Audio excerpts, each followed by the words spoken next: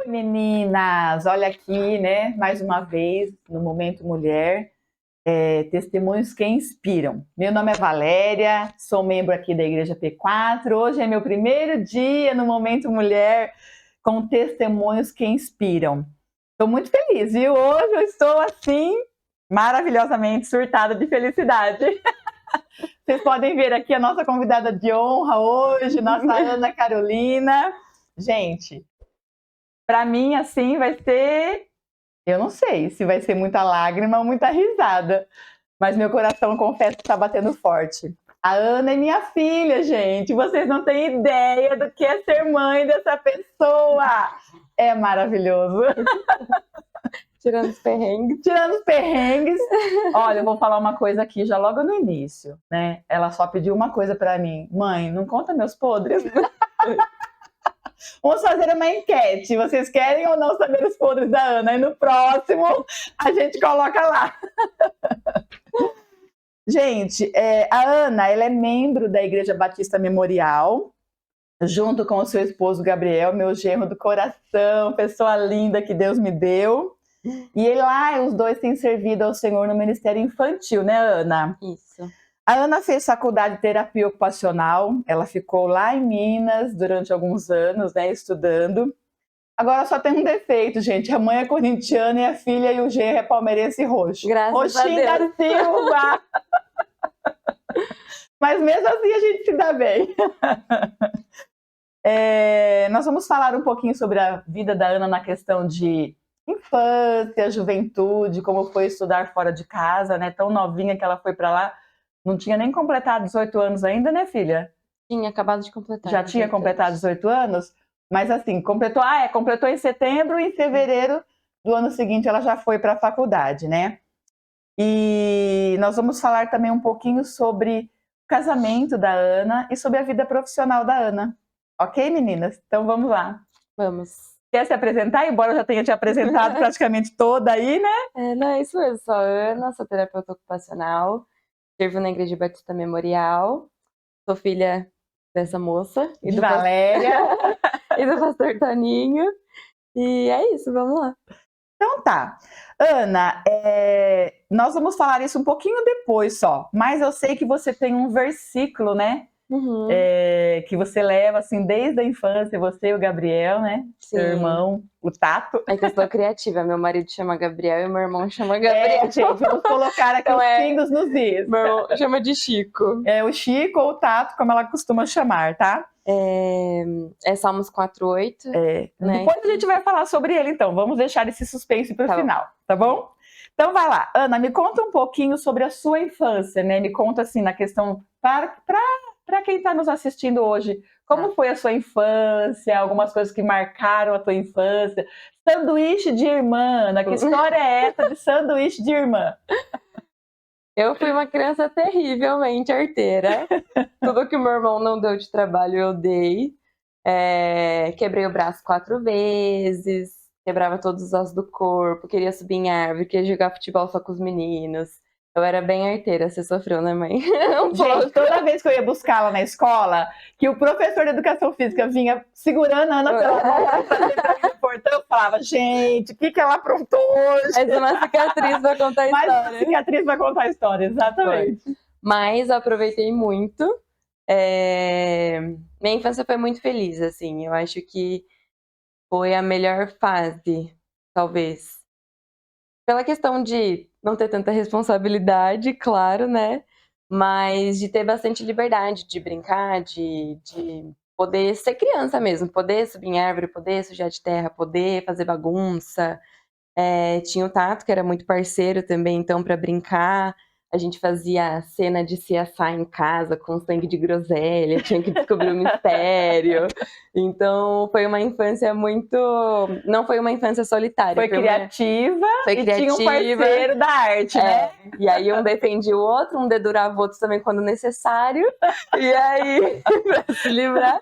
Então, foi muito gostosa. Gente, esse negócio que ela falou aí de um dedurava o outro quando necessário, era assim, uma coisa surreal. Porque... se ela dedurasse o Gabriel, né, o Chico lá, o Tato, ou ele dedurasse ela, e aí, né, quem foi dedurado vai pro castigo. Aí o outro, com remorso, ia pro castigo junto.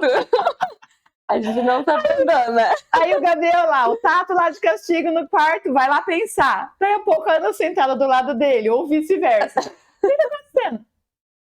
Ele não vai ficar sozinho. Eu vou deixar ela sozinha. Então eles eram parceiros, gente, até no castigo, tá? E aí depois quem dedurava fazia cartinha pro outro pedindo desculpa também. Cartinha de amor. As necessidades do momento. Sobre a juventude também. Acho que todas as fases da minha vida foram boas, assim. Não teve nenhum período que foi, nossa, ruim, não gosto de lembrar, ou algo do tipo. A sua juventude foram dentro de uma igreja, né, Ana? Sim. Como foi viver isso dentro da igreja? Teve o lado bom, muito bom, porque a gente estava o tempo todo perto da palavra, né? Perto de pessoas que tinham uma vida com Deus, então que a gente tinha como referência. A criança, ela imita, ela aprende com aquilo que ela vai observando ao longo da vida.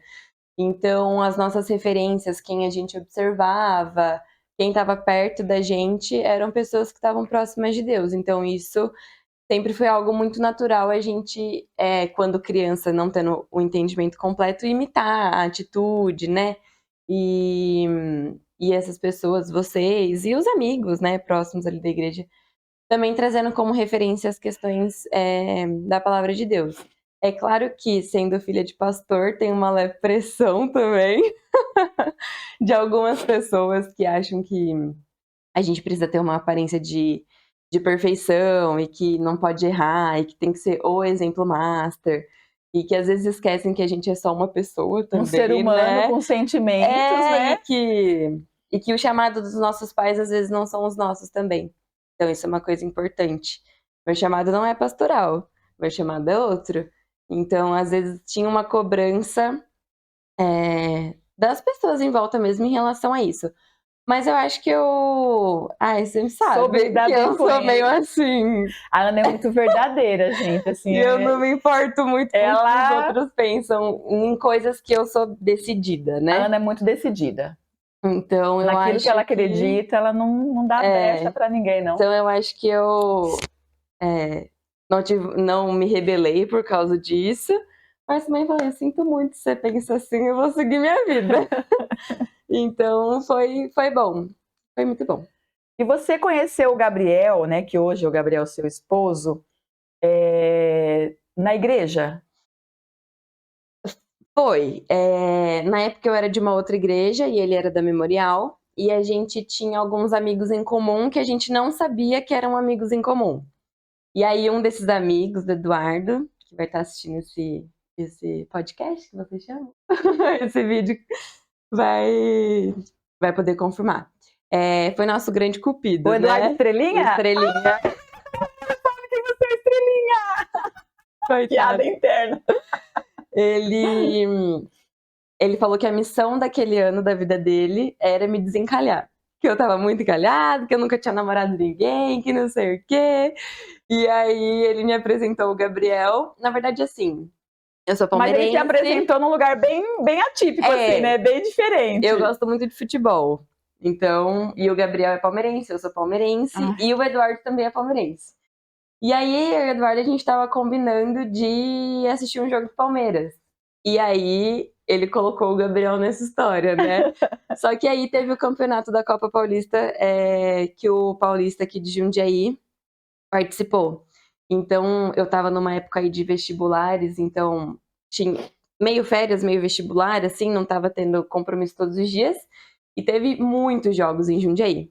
E aí, fomos nós em todos os jogos do Paulista. Gente, ela foi uma semana inteira, acho que uns 10 dias. Nossa, foram muitos. Acho que uns 10 dias assistir o jogo. Porque eu gosto, né? Porque eu ia assistir. E também pra conhecer o Gabriel, porque eu achava ele muito bonito. E eu já via ele antes no ponto de ônibus, quando eu ia pra escola no ensino médio. Passava, olhava, nossa, que menino bonito. E seguia a vida, né? Não fazia ideia de quem era.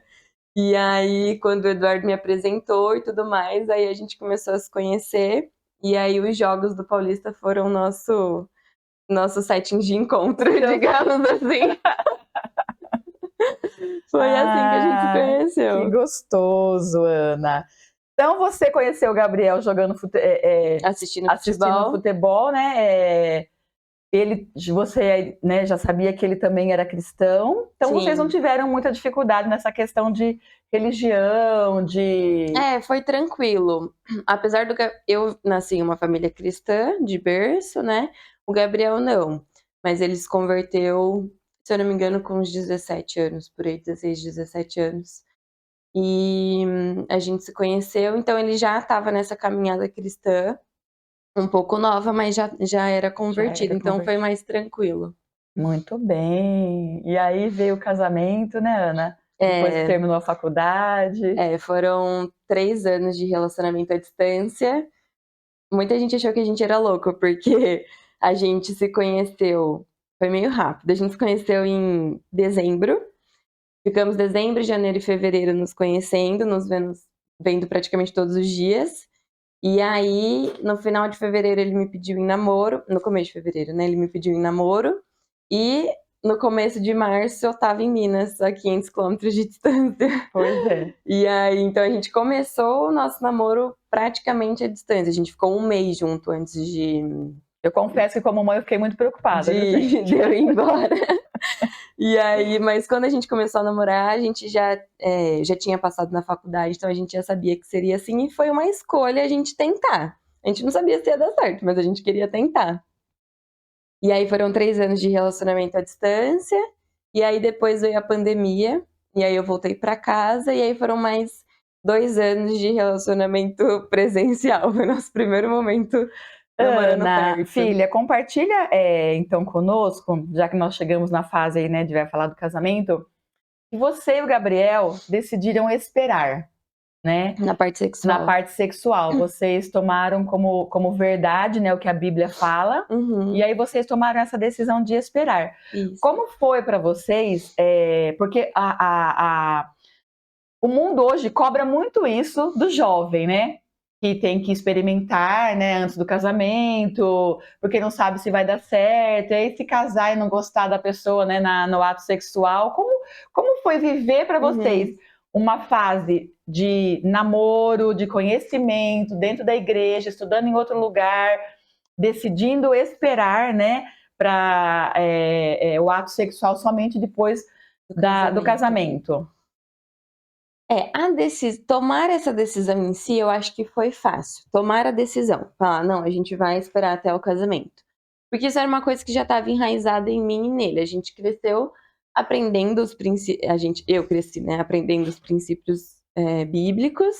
E o Gabriel também, desde que entrou na igreja, sempre foi muito curioso, queria saber, queria aprender, foi discipulado. Então ele te respeitou, ele entendeu. Ele concordava, porque também se tornou um princípio dele. Vocês conversaram sobre isso.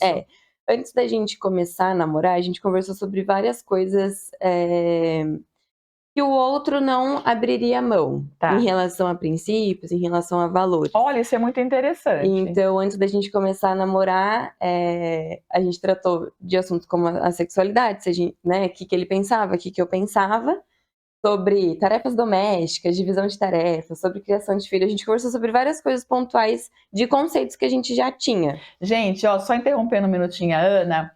A Ana, ela... É chata. Não é isso.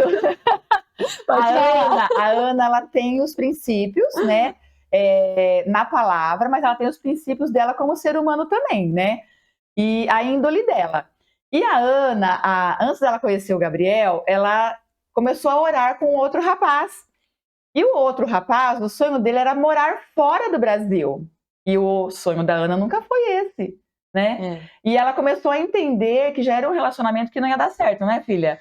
Porque o objetivo dos dois já começou ali, né? A ter divergência, porque meu sonho é casar e morar fora do Brasil. A Ana, não, meu sonho não é morar fora do Brasil, é morar perto da minha mãe, né? Estou sendo abogada dela. Brincadeira. Gente, ela mora perto de mim por conta do meu genro, tá? Ele quis morar perto da sogra, tão legal que eu sou. Filha desnaturada. Uma distância boa. Mas a Ana já entendia que a sua verdade e a verdade da outra pessoa, ela tinha que casar, né? Isso foi um conselho, né, que eu recebi de um grande amigo da nossa família, né? O tio Cleverson. O tio Cleverson, meu segundo pai também. E aí eu era mais novinha na época, né? Que eu tava Tinha conversando, 15, 16 anos, com esse menino, e aí o tio chamou eu pra conversar, daí ele falou: olha, primeira coisa que você tem que fazer, ver se os sonhos de vocês caminham pro mesmo lugar. Ou se são sonhos que não dão pra caminhar juntos. São o sonho de cada um, né? E depois conhecendo os sonhos juntos. Mas esses sonhos individuais, se eles conseguem caminhar juntos ou não.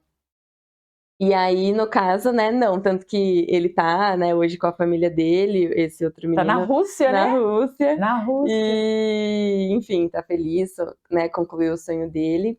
Então, isso foi um ponto que eu conversei com o Gabriel em relação a sonhos, a projetos, a visão de família, a tudo, assim. A gente teve bastante conversa sobre isso. E aí, nisso, saiu a conversa sobre a questão sexual. Como que ele pensava, como que eu pensava. E para os dois, esperar até o casamento era uma coisa já certeira, assim. Não teve muita discussão em relação a isso. Ele também tinha esse princípio, eu também tinha. Nós dois éramos virgens, então a gente decidiu se manter assim até o casamento. Então, tomar a decisão foi tranquilo. Manter a decisão já é um pouco mais difícil. Eu acho que enquanto a gente estava namorando à distância, isso era mais fácil. Porque a gente não estava o tempo todo junto e a nossa proximidade, né? A gente criou uma intimidade emocional muito grande, porque a nossa forma de estar perto era conversando. Videochamada, ligação. Gente, eles faziam devocional juntos, né? Ali por Também. videochamada. Às vezes a gente combinava de tentar jantar no mesmo horário e aí ir conversando e tudo mais. E aí era mais tranquilo, eu acho, nesse ponto, né? Aí quando veio a Ana pra aí Jundiaí quando eu na vim pra pandemia, Jundiaí já foi mais difícil, porque foram 3 anos namorando à distância. E aí, finalmente, a gente tava perto, fisicamente também, né? Mas, assim, não dá pra falar, ai, nossa, não tinha tentação, era tranquilo, não dava vontade. Claro que dava, eu amo ele, eu já amava ele, né? E ele é muito bonito, modéstia à parte. Então, é claro que a vontade dá, né?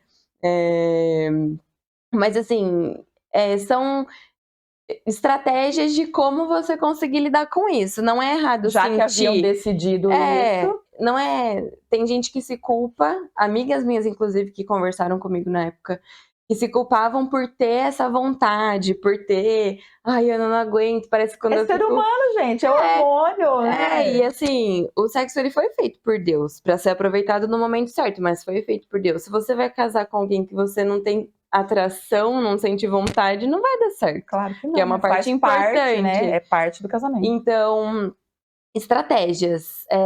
Se a gente fosse ficar sozinho em ambientes públicos, então vai no shopping, vai num parque, vai em algum lugar que tem outras pessoas que não dê tanta também liberdade. O pai e a mãe marcava junto, viu, gente? Era acirrado.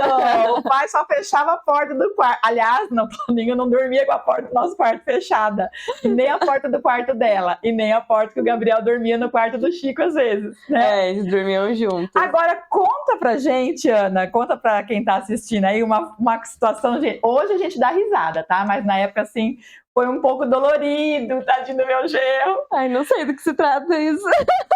A primeira vez que ele foi dormir em casa, primeiro que o Gabriel, né, o meu filho, o irmão da Ana, ele já ficou todo enciumado, né, com a Ana. Ele marcava cerrado em cima da Ana. O que eu não tinha de ciumento, ele tinha.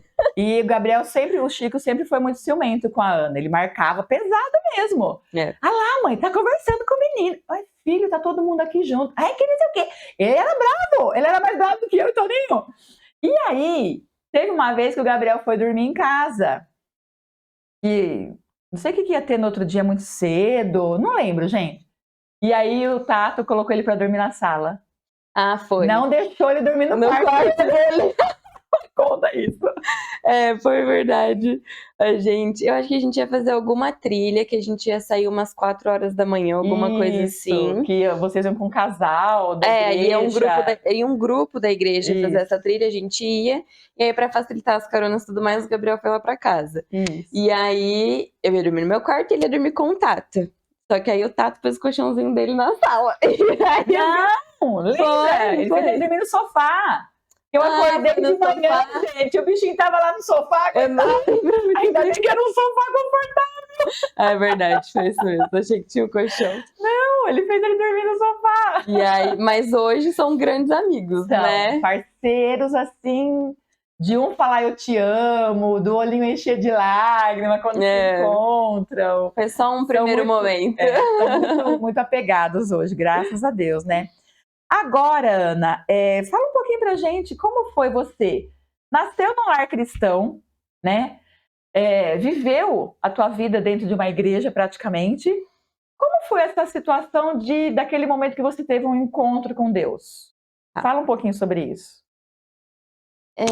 Pergunta difícil. Muitas pessoas têm um momento específico, né? Pai, eu me converti em tal data, em tal momento, em tal evento. Eu não tenho essa memória. Assim, naquele dia, naquele evento, naquele momento, eu tive um encontro com Deus. Eu não consigo especificar um momento, Quando assim, isso aconteceu. quando isso aconteceu. Eu me lembro de vários momentos, desde criancinha, de eu sendo quebrantada, de eu tendo experiências com Deus. E eu acho que a somatória dessas experiências e das vivências me fizeram só permanecer num caminho que, quando a gente é criança, a gente é colocada nesse caminho, né? Pelos pais. Então a gente tá ali porque colocaram a gente ali. Mas decidir continuar e permanecer foi pelas experiências que eu fui tendo ao longo da vida, mas eu não consigo definir o momento da minha conversão. Eu acho que foi uma somatória de várias coisas. Ao longo, então, da sua vida até hoje, você foi criando assim, momentos com Deus. Eu você era foi tendo. ensinada sobre as coisas de Deus.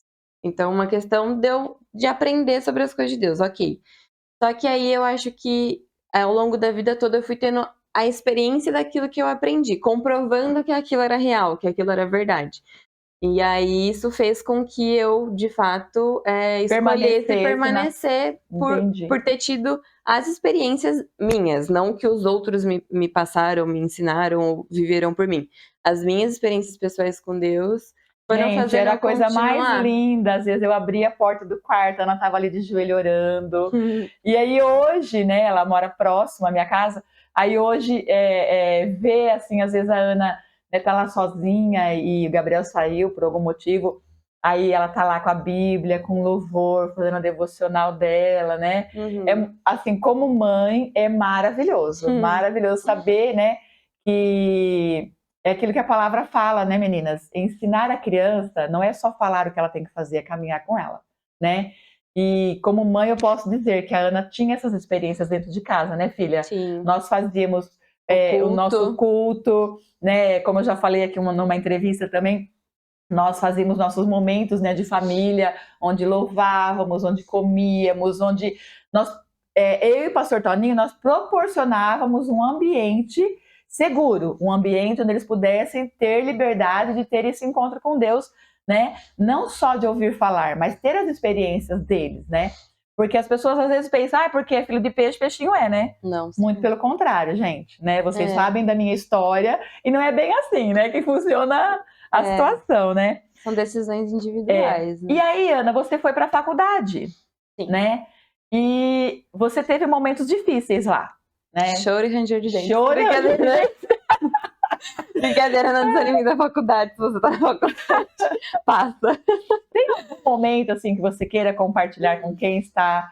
Não me surpreenda, hein, Ana? Não me faça levar um isso aqui. Não, assim, eu sempre fui muito caseira, né? Até demais, às vezes, né? E muito família, muito caseira, muito apegada. A Ana é a velha da nossa família, tá, eu gente? Ainda sou. Ela é a idosa da casa. Eu durmo 9h30 todos os dias. Eu sou uma idosa. Então, assim, tomar a decisão de ir para a faculdade longe já foi muito difícil. Aí foi, gente, choro e ranger de dente. Real, a mãe catou assim e falou, você vai. Quando eu fiz uma oração antes de prestar os vestibulares, porque eu sou muito indecisa em algumas coisas, assim, tenho dificuldade de tomar decisões em alguns assuntos, né? E faculdade é um deles, porque é, tipo, a decisão. Então, e eu tava prestando vestibulares públicos, estaduais, não queria ir para uma faculdade particular, isso eu já tinha decidido. Porque eu queria me dedicar exclusivamente, então eu não queria trabalhar e estudar, enfim, uma escolha que eu fiz de querer passar na universidade pública. E o meu curso também, para ajudar, a que tinha pública fechou, aí só sobrou Aqui uma. tinha particular aqui. Que tinha particular Fechou. aqui perto, fechou. E aí só sobrava a PUC. E aí eu falei que eu não queria ir para lá também, queria uma outra, enfim. E aí eu orei porque eu ia prestar Unifesp, ia prestar Unesp, ia prestar USP, ia prestar Enem, que daí vai para todas as federais, né? A gente escolhe 2 lá na hora de se matricular. Então ia ser uma decisão difícil. Aí eu orei e falei para Deus que eu só passasse em uma faculdade. E que eu passasse naquela que eu tinha que passar. Que eu não ia saber escolher se eu passasse em uma. A responsabilidade da escolha é sua. Foi tipo isso. Passa a bola. Eu vou colocar lá, mas você deixa eu passar só na que eu tiver que ir, não que eu tenho que fazer a escolha. E aí, gente, não, uma dica, se você é indeciso, joga pra Deus. Aí, prestei o FTM, que é a Federal do Triângulo Mineiro. Coloquei lá e coloquei a Unifesp em Santos. Queria muito a Unifesp em Santos, pertinho, praia, tudo de bom, beleza. E uma amiga minha que estudou a vida inteira comigo ia pra Unifesp, a gente já tinha feito todos os planos de morar junto, dividir apartamento. Carreira solo. Não, ia ser amiga. o próprio filme da Disney e a gente na faculdade juntos, tudo planejado. E aí, ela passou e eu não passei. E aí, né, Isa? E aí, eu passei. Aí foi outro choro e ranger, porque todos os planos foram destruídos. E aí, eu prestei a USP também, passei na primeira fase, fiz a segunda fase. Antes do resultado da segunda fase da USP sair, eu passei na UFTM. E aí, eu não olhei se eu passei na USP ou não sei até hoje se eu passei ou não, porque eu tinha orado e eu falei que eu ia para aquela que eu tinha passasse. Passado primeiro. E aí, eu passei na UFTM, e aí eu nem olhei a USP, eu fui pra UFTM, confiando naquilo que eu tinha orado, que eu só ia passar em uma, que era que eu tinha que ir.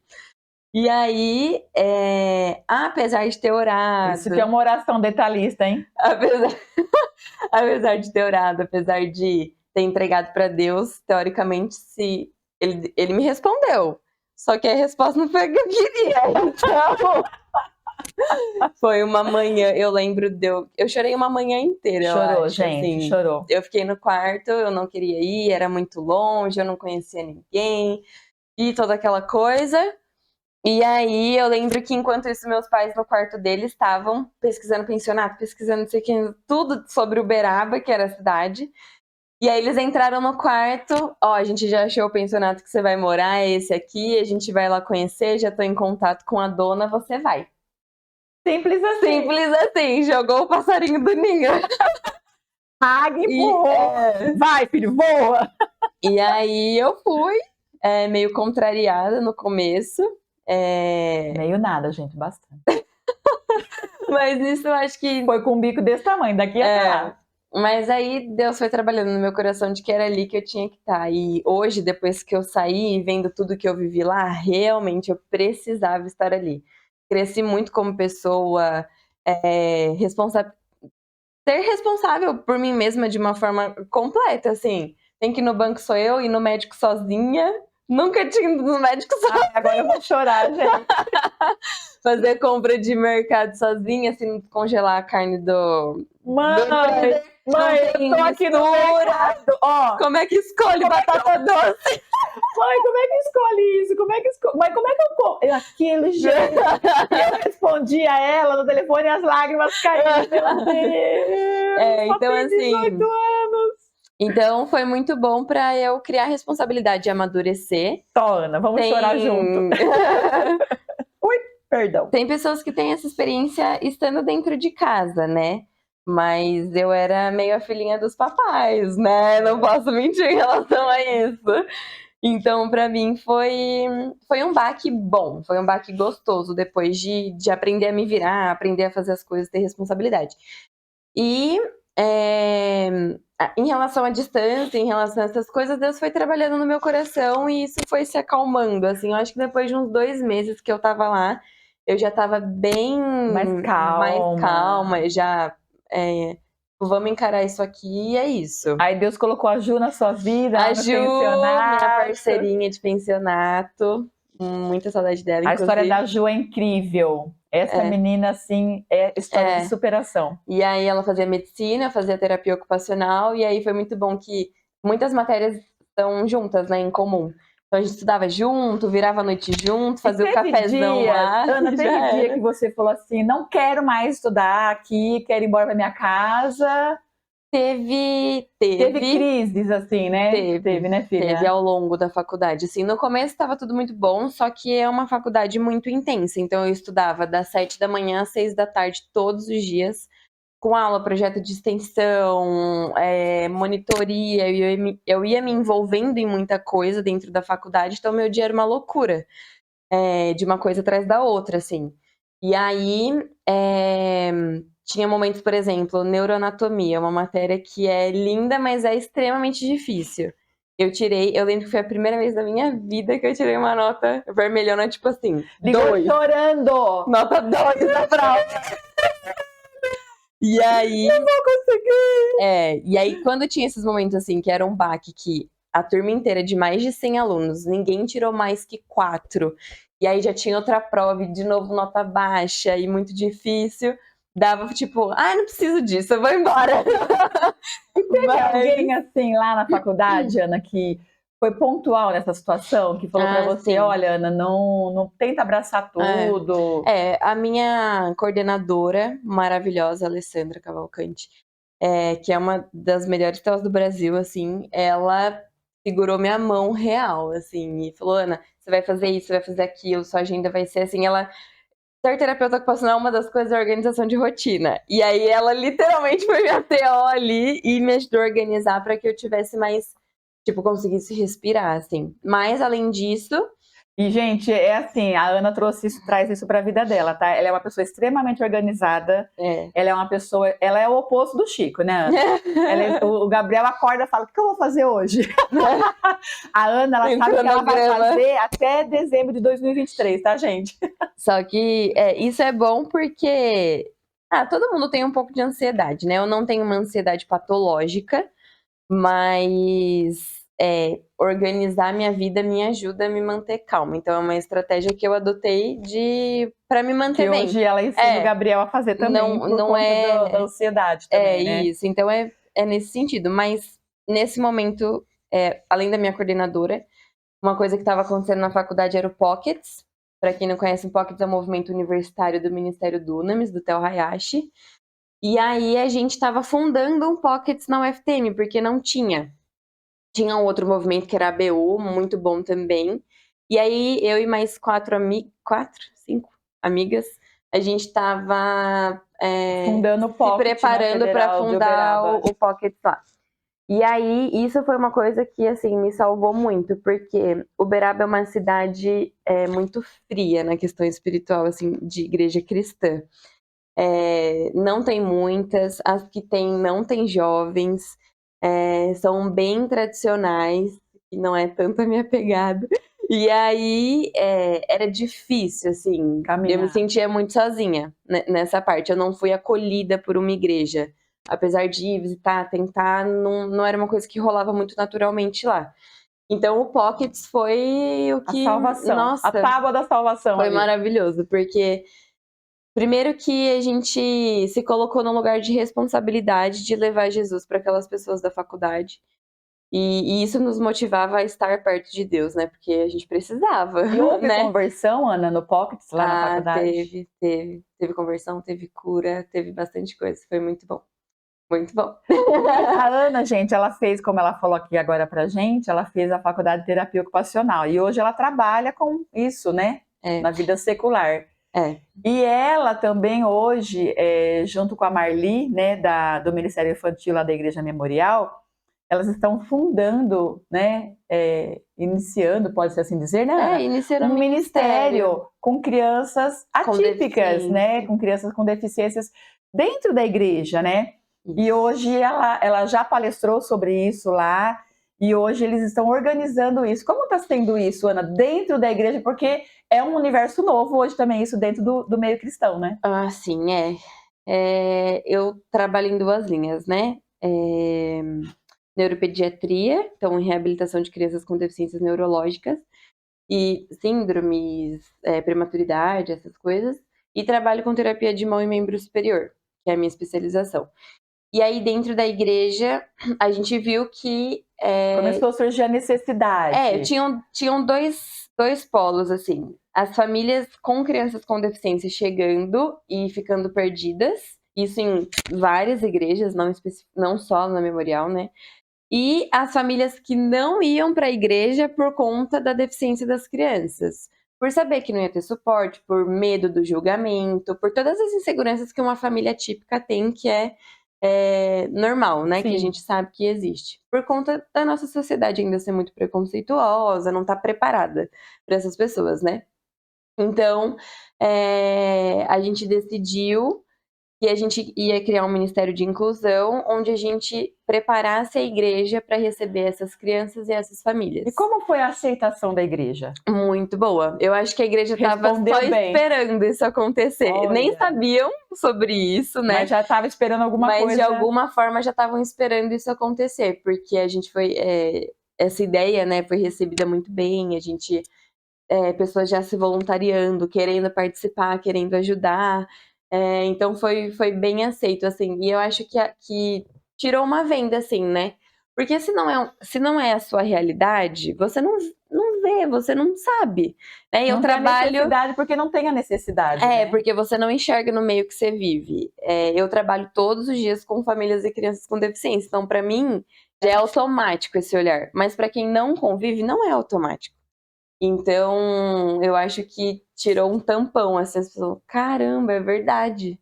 Existe, estão chegando. O que nós vamos fazer? E aí foi muito legal, então a igreja recebeu muito bem, hoje o ministério já está andando, graças a Deus. A gente tem capacitação de todo o Ministério Infantil, para saber lidar o que é um TEA, o que é um TOD, o que é um TDAH, o que é uma síndrome. E você que faz essa capacitação com eles eu hoje. E outras pessoas também da área psicopedagoga, fono, TO, alguns membros da igreja que também atuam nessa área.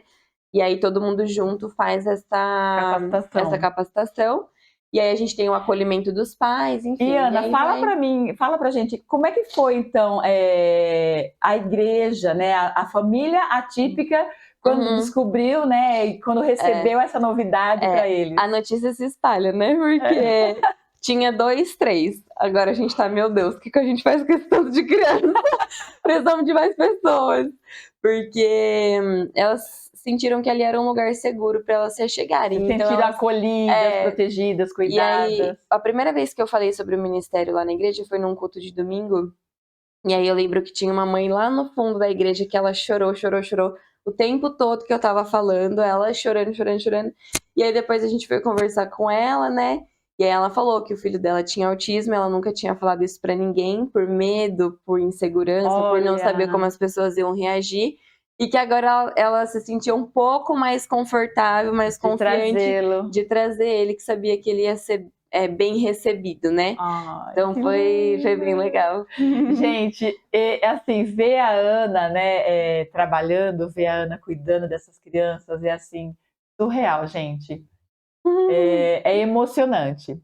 Eu tenho uma história que eu lembro, quando a Ana estava fazendo estágio ainda numa clínica, e aí tinha uma parede de vidro assim, e os pais do outro lado conseguiam ver os profissionais lá com a criança, né? Então tinha vários pais aqui e criança sendo cuidada lá. E aí um pai te abordou, né? E falou que você, como é que é a história? Que você, de fato, tinha escolhido a profissão certa, porque os seus olhos brilhavam quando você, né? Ele falou, você é feliz nessa profissão que você escolheu, né? Feliz. Aí eu falei, sou muito feliz, porque dele dá pra ver o seu brilho fazendo o atendimento, né? Então foi bem legal. Isso é de fato, assim, gente, a Ana, quando eu vejo, né? Tanto gente, que eu sou pedagoga e fiz psicopedagogia e nunca fui para essa área. E aí, depois que a Ana entrou nesse universo da saúde, no universo da criança atípica, eu já tinha um interesse de algumas coisas, né? E aí eu comecei a pesquisar mais, e a gente conversava, né, Ana? E a Ana vinha sempre com a novidade e contava, e eu fui me apaixonando cada vez mais, né? Aí conheci a Kátia, né, esposa do Júlio, aqui o nosso staff do Mulher. Gente, o Momento Mulher não é feito só de mulheres, não, tá? Temos os nossos garotos de honra aqui, ó, que nos ajudam, dão suporte, né, Julião? Qualquer dia nós vamos fazer entrevista com o Júlio, né, Carol? Olha só, como é ser um homem nesse universo aqui. E aí, a Kátia também já toda envolvida com esse universo, gente, eu me apaixonei, e esse mês eu me formo em neuropsicopedagogia, graças a essas duas influências na minha vida, né? Tá saindo aqui com autoestima boa, né? E agora, Ana, nós já falamos sobre infância, família, igreja, conversão, namoro, casamento, faculdade, ministério, né? Já passamos aí por todas as fases da sua vida. E eu queria que você deixasse, então, para quem está nos assistindo hoje, né, uma mensagem. Pode ser na área profissional, pode ser na área, né, da ministerial, pode ser na vida pessoal, aquilo que você sentia e deseja, né? O que você sentiu dessa conversa? Eu acho que acho que eu vou associar em relação ao versículo, né, que a gente falou. Do versículo!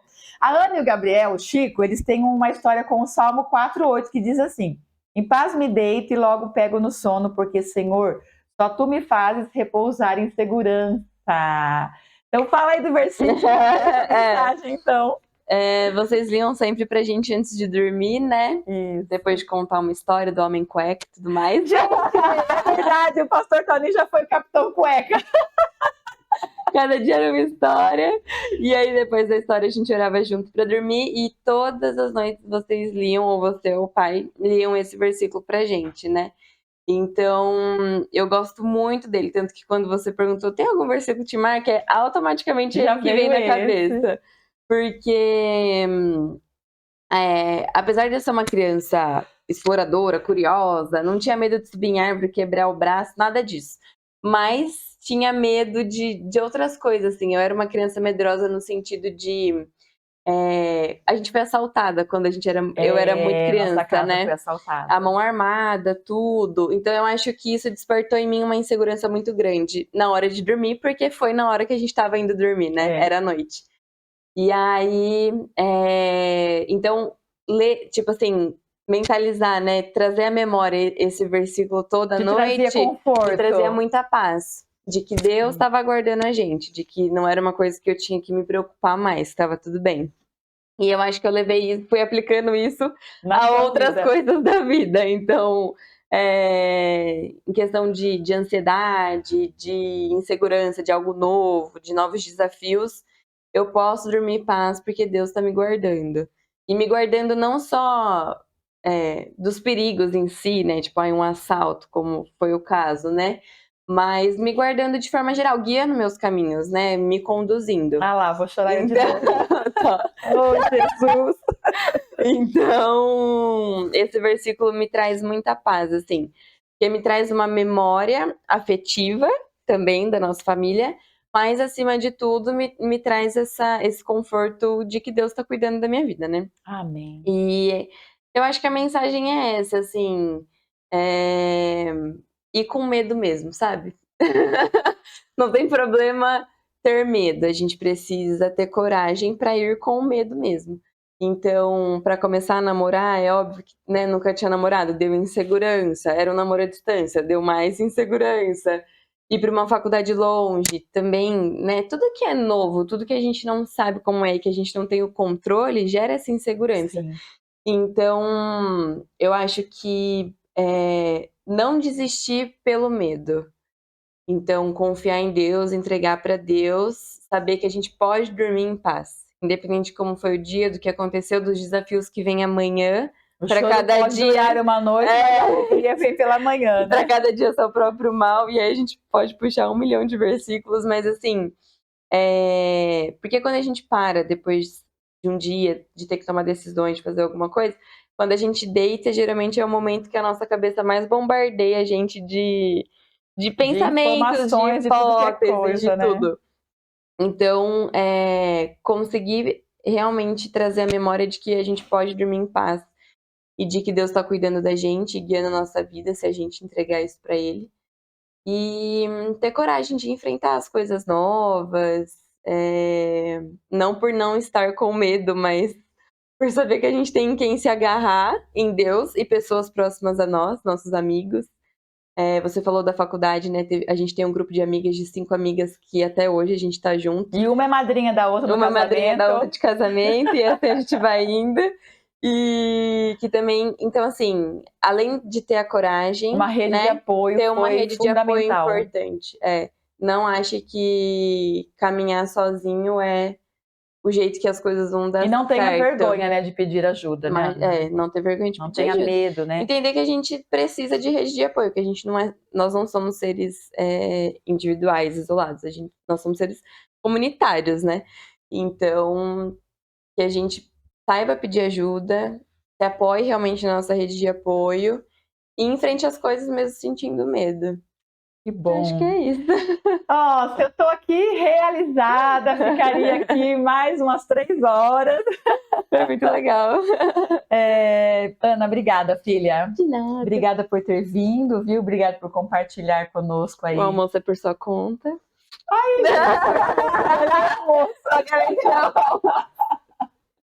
Obrigada por compartilhar sua história, né? Meninas, espero que tenha edificado, né? Você que está nos assistindo, que você esteja sendo edificada com essa palavra. E como disse a Ana, né? Vai com medo mesmo, que com Deus dá tudo certo, né? Curte, compartilha, né? Esse momento mulher. Deixa aí. Siga nas redes sociais. Siga nas redes sociais. Como é que é? A Alice falava? Ativa o sininho! E se você quiser deixar aí nos comentários a sua história, né? De repente, quem sabe a gente não pode estar passando aqui contando a sua história, tá bom? E muito feliz por você, filha. Muito feliz como mãe, né? Muito feliz como serva de Deus. E, gente, gratidão. Vocês não têm noção do que é ser mãe da Ana Carolina. É uma montanha-russa. São altas emoções, com altas alegrias, com altos vales. Com altos vales. Ser mãe da Ana e do Chico, gente, é viver numa montanha-russa 24 horas. Tá dando adrenalina, né? Não, mas é bom, é chato. Gente, é bom. Então, meninas, muito obrigada. O nosso Momento Mulheres que Inspiram com a Ana Carolina, né, fica por aqui. Curta, compartilhe, né? Deixe seus comentários, se inscreva no canal, tá bom? Deixe aí ideias. E ó, beijo no coração de todas, e filha. Beijo. Obrigada. Obrigada.